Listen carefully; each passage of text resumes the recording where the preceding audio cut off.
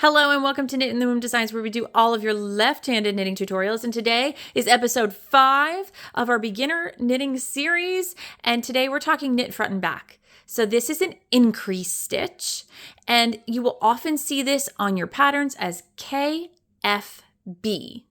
Okay, so this stitch takes one stitch and makes it 2.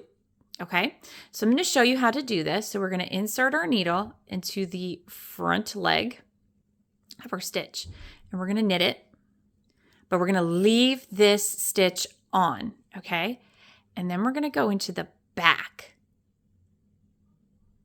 and knit it. So now we have 2 stitches and we pull it off.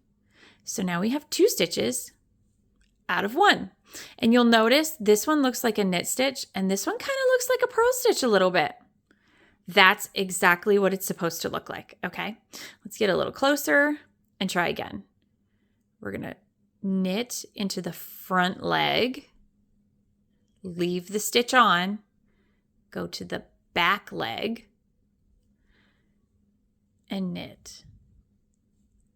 Okay, so it looks like you're doing a knit, purl, knit, purl. These are really great increases for if you're going to be doing a ribbing also, actually, because you actually set yourself up for that already. And I don't know if I clarified this before, but when you have your stitch, these are your legs, okay? So when I said your front leg, your back leg, these are your legs, right? And this one is the front because it's in front, and this one is the back and it's in back, obviously. So if you ever hear somebody say knit into the front leg or knit into the back leg, or that's exactly what that means. So let's do this one more time. Nice and slow. Knit into the front leg. Leave the stitch on.